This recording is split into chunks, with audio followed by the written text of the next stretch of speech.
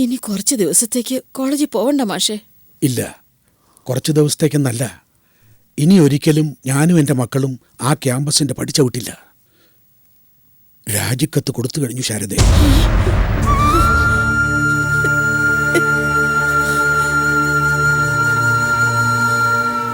അതെ, രാജകീയമായ വിടവാങ്ങൽ പ്രതീക്ഷിച്ചിരുന്ന ഞാൻ അപമാനിതനായി പടിയിറങ്ങി. കുട്ടികളുടെ TC ആവശ്യപ്പെട്ടിട്ടുണ്ട്.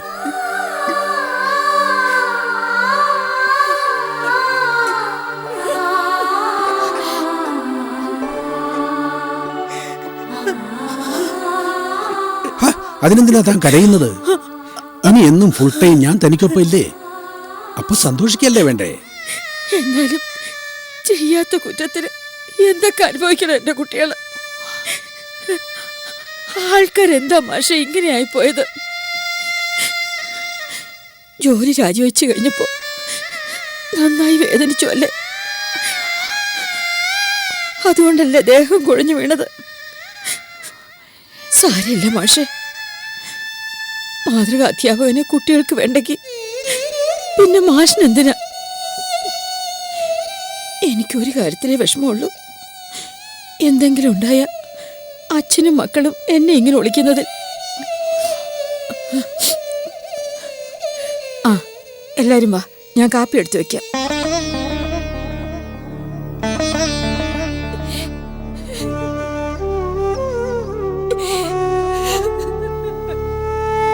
എന്താ മോളെ, എന്താ മോളെ?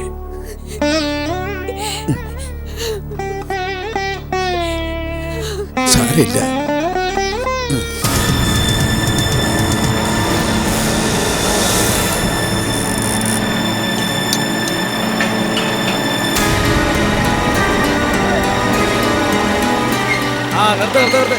നിർത്തടാ, വണ്ടി നിർത്ത്. ഇങ്ങോട്ട് ഇറങ്ങി വാടാ ഇങ്ങോട്ട്. എന്താടാ അതിനകത്ത്? സാറേ, ഇത് അലക്സാണ്ടർ മുതലാളിയുടെ വണ്ടിയാ. എങ്കിൽ ഇത് പറയണ്ടായിരുന്നു.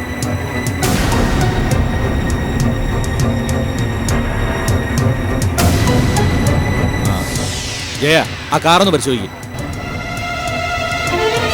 ആ രമേശേ, ഇതിനകത്തൊന്ന് നോക്കിക്കേ. ശരി, തുറക്കടോ. അതൊന്ന് തുറന്ന് കാണിക്കടോ. മരുന്നാണോ സ്പിരിറ്റാണോ നോക്കട്ടെ.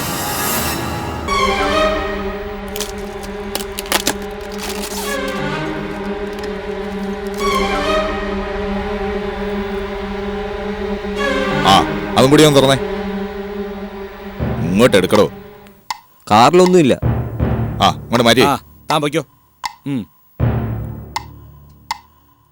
ആ കാറുകാരൻ വന്നോണ്ടാ ചെക്ക് ചെയ്യാന്ന് വിചാരിച്ചത്. ആ, എന്തായാലും അതുകൂടെ ഒന്ന് കാണട്ടെ. അത് വേണോ സാറേ? ആ, മാറ്റി വേടോ ഇങ്ങോട്ട്. ഇങ്ങോട്ട് മാറ്റടാ. സ്പിരിറ്റ് ആണല്ലോടാ. എല്ലാം കൂടെ എത്ര ഉണ്ടോ? സ്ഥിരം കടത്താറുള്ള അത്രേ ഉള്ളൂ സാറേ. അപ്പൊ പടി എത്തിച്ചായിരുന്നോ? അതെത്തിച്ചു എന്നാ വിളിച്ചപ്പോ പറഞ്ഞത്. രമേശ, സാറിനോട് ചോദിച്ചിട്ടോ? ആ, കഴിഞ്ഞ പ്രാവശ്യം വരെ ഏതോ കെമിക്കൽ കമ്പനിയുടെ പേരിലല്ലായിരുന്നോടാ ഇതൊക്കെ കടത്തിക്കൊണ്ടുപോയത്? എപ്പോഴും ഒന്നിലായ ആർക്കേലും ഒക്കെ സംശയം തോന്നില്ലേ സാറേ? ശരി. ആ, ഞാൻ നിങ്ങളോട് പറയാൻ വിട്ടുപോയതാ. ഉച്ചയ്ക്ക് തന്നെ രൂപ ഇവിടെ എത്തിച്ചു. ആ, വണ്ടി വിട്ടേരെ. ശരി സർ. ആ, നിങ്ങൾ പൊയ്ക്കോ. സാറെന്താ പറഞ്ഞു? പൈസ കിട്ടിയെന്ന് പറഞ്ഞു. സാറ് പറയാൻ മറന്നുപോയതാ.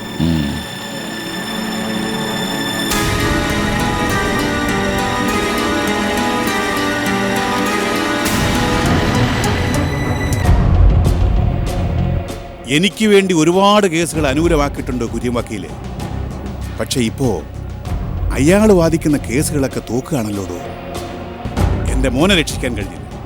എന്നാ പിന്നെ ആ പെമ്പിള്ളാരെ പിടിച്ച് 2 ദിവസം ജയിലിലടയ്ക്കാമെന്ന് വെച്ചാൽ അത് നടന്നില്ല. അയാളുടെ തലയ്ക്കകത്തിപ്പോൾ ഒന്നുമില്ലെന്നാ എനിക്കിപ്പോൾ തോന്നുന്നു. കുര്യനെ ഒഴിവാക്കേണ്ട സമയമായോ? കാരണം വക്കീലിനെ അത്ര പെട്ടെന്ന് ഒഴിവാക്കാൻ പറ്റുമോ? മുതലാളിയുടെ രഹസ്യങ്ങൾ മുഴുവൻ അയാളുടെ മനസ്സിൽ സൂക്ഷിച്ചിരിക്കുക. അതൊക്കെ എടുത്ത് പുറത്തിട്ട കുടുങ്ങുന്ന ആരായിരിക്കും അറിയാമല്ലോ. നേരാ താൻ പറഞ്ഞ്. തൽക്കാലം ഇങ്ങനെ തന്നെ പോകുന്നതാണ് ബുദ്ധി. പിണക്കിക്കഴിഞ്ഞ എൻ്റെ സകല കൊള്ളരുതായ്മകളും അവൻ വിളിച്ചു പോവും. പിന്നെ ഞാൻ അവനെ കൊല്ലേണ്ടി വരും.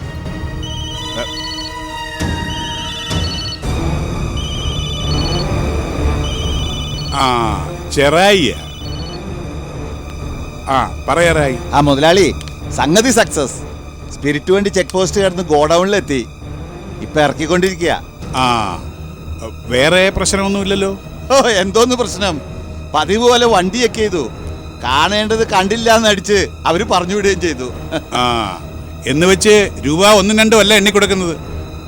ആ ആ ശരി ശരി, നീ എവിടെ തന്നെ ഉണ്ടാകണം. ഓ, ഒരു ലോഡ് സ്പിരിറ്റ് കൂടി ചെക്ക് പോസ്റ്റ് കടന്നു. എന്നാ പിന്നെ എന്തിനാടോ ഈ ചെക്ക് പോസ്റ്റും പോലീസും പട്ടാളവും ഒക്കെ? വെറുതെ കുറച്ച് സമയം കളയാമെന്നല്ലാതെ മനുഷ്യനെ മനസമാധാനത്തോടുകൂടി കുറച്ച് കള്ളു വിൽക്കാനും സമ്മതിക്കത്തില്ല എന്ന് വെച്ചാ.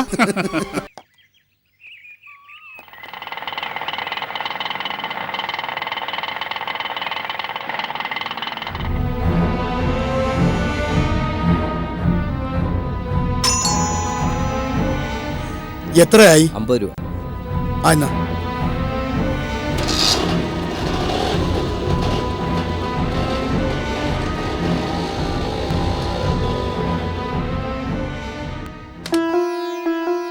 ആ എന്താടോ ഈ രാവിലെ തന്നെ? ആകെ കുഴഞ്ഞല്ലോ അലസച്ചായ. എന്താടോ? ദേ ഇത് നോക്കി. സ്പിരിറ്റ് കടത്തിയ വണ്ടിയുടെ പടവും നമ്പരും വരെ ഉണ്ടല്ലോ. ഇതെങ്ങനെ സംഭവിച്ചടോ? അറിയില്ല. പത്രത്തിൽ വാർത്ത വന്ന സ്ഥിതിക്ക് ഇനി സമയം കളയാൻ പറ്റില്ല. താൻ വാ, വണ്ടി എടുക്കടോ. ശരി സാർ. പെട്ടെന്ന് അവിടെ മോനെ.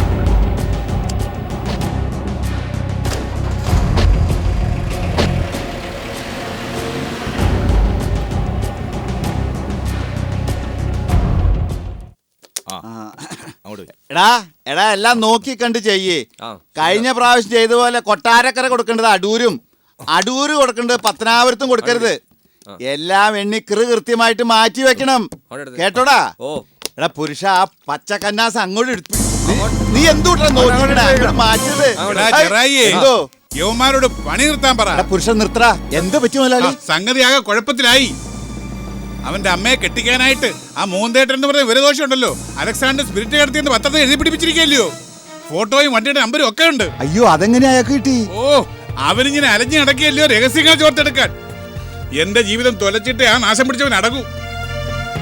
ആ നോക്കിക്കാതെ എല്ലായിടത്തും ഗോഡൌണിലേക്ക് മാറ്റണം. നീ അങ്ങോട്ട് ഇറങ്ങിക്ക്. അതങ്ങോട്ട് മാറ്റി. എക്സൈസുകാർ ഇപ്പോഴും എത്തും. സാധനം മാറ്റിക്കൊള്ള അവര് തന്നെ എന്നോട് വിളിച്ചു പറഞ്ഞേ. പത്രത്തിൽ വലിയ വാർത്തയായതുകൊണ്ട് അവിടെ ഇവിടെ ചില പൊട്ടിത്തെറികളൊക്കെ നടക്കും എന്ന് വിചാരിച്ച് എനിക്ക് പേടിയൊന്നുമില്ല.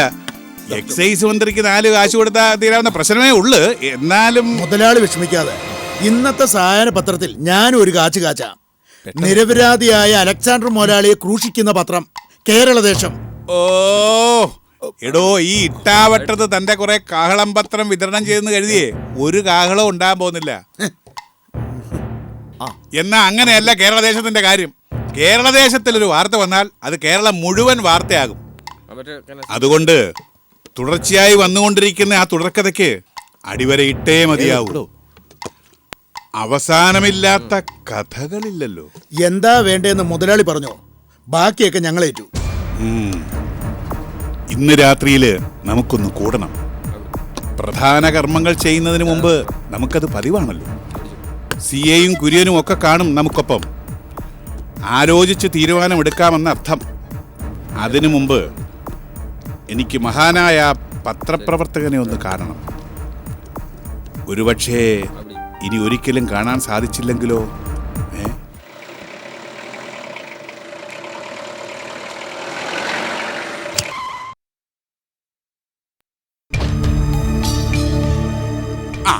അല്ല, അറിയാൻ കഴിഞ്ഞിട്ട് ചോദിക്ക, തനിക്കിത് എന്തോത്തിന്റെ ചൊറിച്ചിലാണോ?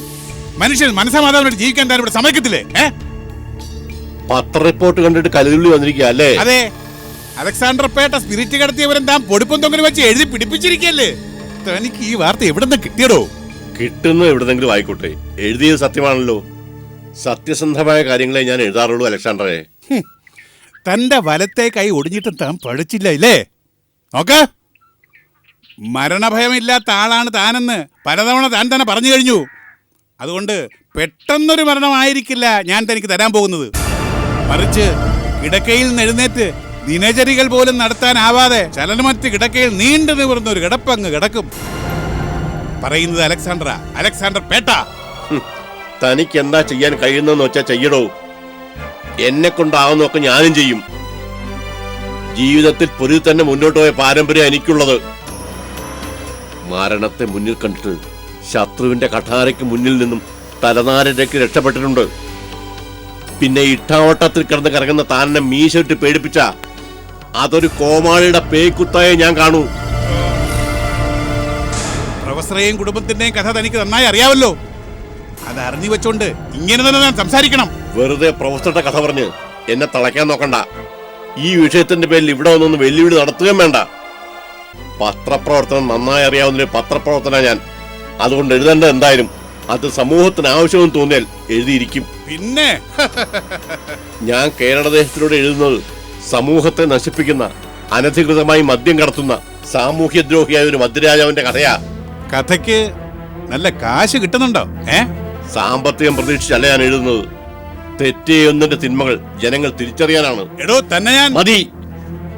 തന്റെ വീട്ടിൽ ഞാൻ കയറി വന്നപ്പോ താനും തന്റെ കുടുംബവും പ്രതികരിച്ചത് എങ്ങനെയാണെന്ന് എനിക്ക് ഓർമ്മയുണ്ട്. അതുകൊണ്ട് ഇനി അധികം പറയാനും പറയിപ്പിക്കാനും നിൽക്കണ്ട. എനിക്ക് ശരിയെന്ന് തോന്നുന്നു ഞാൻ ചെയ്യും. അതിന്റെ പേരിൽ തനിക്കുണ്ടാകുന്ന നഷ്ടം എനിക്കതൊരു പ്രശ്നമല്ല.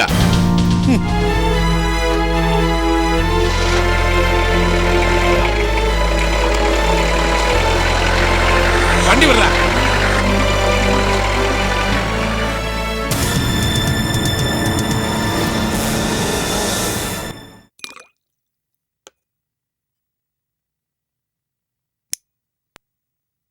ചെക്ക് പോസ്റ്റിൽ ചെല്ലുക, എന്നിട്ട് സ്പിരിറ്റ് വന്ന വണ്ടിയുടെ പടമെടുക്കുക, അടുത്ത ദിവസത്തെ പത്രത്തിൽ അത് വാർത്തയാക്കുക.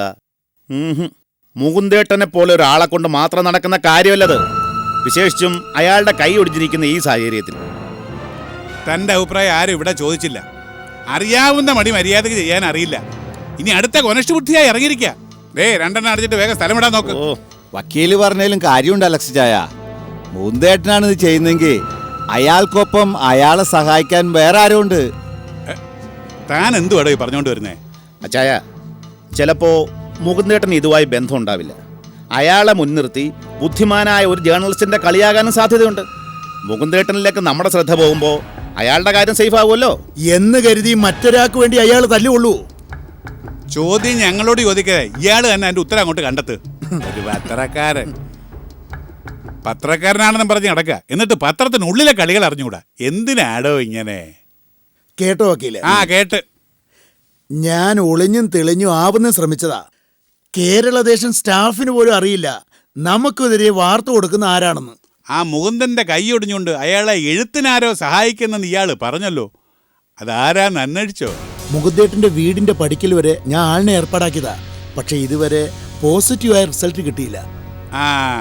താൻ നക്ഷത്രം എണ്ണിക്കൊണ്ടിരുന്നോ? അപ്പ കിട്ടും. വെറുതെ മുകുന്ദേട്ടന്റെ പുറകെ പോയിട്ട് കാര്യമില്ലെന്നാണ് എനിക്ക് തോന്നുന്നത്. ഇതിന്റെ പിന്നിൽ മറ്റാരോ ആണ്. അതറിയാൻ എന്താ വഴി? ഈ ഒരു സംശയം തീർക്കാൻ ഞാൻ നോക്കിയിട്ട് ഒരു വഴിയേ ഉള്ളൂ വക്കീലേ. ആദ്യം ആ മുകുന്ദേട്ടനെ അങ്ങ് തട്ടുക. അയാൾ ജീവിച്ചിരുന്നിട്ടും ആർക്കും ഒരു പ്രയോജനമില്ല. അയാൾ യമലോകത്തേക്ക് പോയ ശേഷവും ലേഖനം വരുന്നെങ്കിൽ നമുക്ക് ആളാരാന്ന് തപ്പാമല്ലോ. എന്തേ? അതൊക്കെ റിസ്ക് ആണ് മുതലാളി. പ്രതിയോഗി ആരാണെന്ന് കണ്ടിട്ട് വേണം ഓരോന്ന് പ്ലാൻ ചെയ്യാൻ. എന്തോന്ന് പ്രതിയോഗി? ചെറിയൊരു ആക്സിഡന്റ്, അതോടെ തീർന്നില്ലേ എല്ലാം? ഈ കളിയൊക്കെ ഞാൻ എത്രയോ കളിച്ചിരിക്കുന്ന എൻ്റെ വാക്ക്. എന്നാലും സംശയത്തിന്റെ പേരിൽ ഒരാളെ കൊല്ലുന്നത് ശരിയല്ല. നമുക്ക് നല്ലൊരു അന്വേഷണം നടത്താം. CI വിശ്വത്തെ ഈ കാര്യം ഏൽപ്പിക്കാം. എന്തായാലും ശരി, ഇതിനൊരു പരിഹാരം ഉടനെ കാണണം. സ്പിരിറ്റ് വണ്ടി ചെക്ക് പോസ്റ്റ് കടന്നെന്ന് പത്രവാർത്ത വന്നതുകൊണ്ട് നിയമസഭ വരെ ഇത് ചർച്ച ചെയ്യപ്പെടും. എൻ്റെ കയ്യിൽ നിന്ന് കുറേ എണ്ണി വാങ്ങിയിട്ടുള്ളതാ അതിനുള്ളിലിരിക്കുന്ന പലരും. എന്നാൽ ഇവന്മാരെ വിശ്വസിക്കാൻ പറ്റത്തില്ല. നിൽക്കുന്ന മണ്ണ് ഇളകി തുടങ്ങിയത് കണ്ട സഹായിച്ചവനെ തള്ളിക്കളയും. അതാ എനം. അതുകൊണ്ട് എത്രയും പെട്ടെന്ന് ആ അജ്ഞാതലേഖൻ നമ്മുടെ മുന്നിൽ എത്തണം.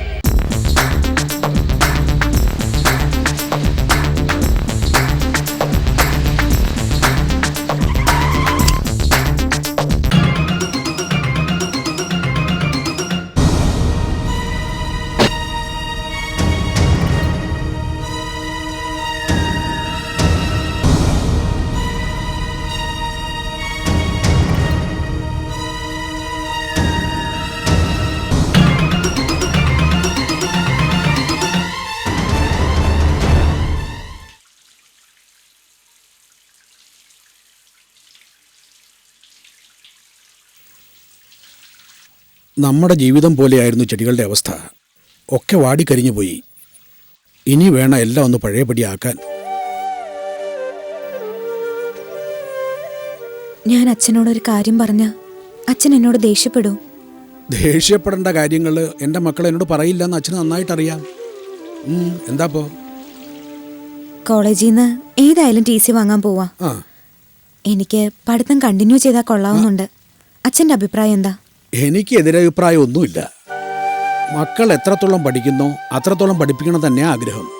പക്ഷേ സ്വതന്ത്രമായി എൻ്റെ മക്കൾക്ക് പുറത്തിറങ്ങാൻ വയ്യാത്ത ഈ അവസ്ഥയിൽ എനിക്കതൊരു പ്രശ്നമല്ല അച്ഛാ. ഏതെങ്കിലും പാരലൽ കോളേജിൽ അഡ്മിഷൻ ശരിയാക്കി തന്നാൽ മതി, ഞാൻ പൊയ്ക്കോളാം. അപ്പം കല്യാണിയോ? ഞാനില്ല അച്ഛാ, കുറച്ചു കാലത്തേക്ക് ഇനി പുറത്തേക്കൊന്നും ഇറങ്ങുന്നില്ല. നന്നായിട്ട് ആലോചിച്ച് വേണം ദേവു ഒരു തീരുമാനത്തിലെത്താൻ. മറ്റൊന്നും കൊണ്ടല്ല, അച്ഛനെ ആരും എന്തും പറഞ്ഞോട്ടെ, അത് ഞാൻ കാര്യമാക്കുന്നില്ല. പക്ഷെ നിങ്ങളെ അതെനിക്ക് താങ്ങാൻ വയ്യ. ഇതിനകത്ത് കഥകടച്ചിരുന്ന ഒന്നും അറിയണ്ടല്ലോ. എത്ര കാലം അച്ഛാ ഇതിനകത്തിങ്ങനെ? ശരി, ഞാൻ അമ്മയോട് ഈ വിവരം ഒന്ന് പറയട്ടെ. അമ്മയുടെ അഭിപ്രായം കൂടെ അറിയാമല്ലോ. ഇതാ നനച്ചോ, പതുക്കെ.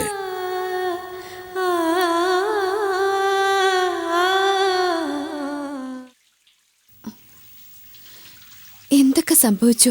ആരെല്ലാം എന്തെല്ലാം പറയുന്നത് കേട്ടു. എന്നിട്ടും നിനക്ക് പുറത്തേക്ക് ഇറങ്ങാൻ മടിയില്ലേ മോളെ? ഞാൻ പറഞ്ഞല്ലോ, കണ്ണും കാതും മൂടിക്കെട്ടും. പുറത്തുള്ള ശബ്ദം ഒന്നും കേൾക്കില്ല. മരവിച്ച മനസ്സാ. ഇനി പേടിയും ഭയം ഒന്നും ഉണ്ടാവില്ല.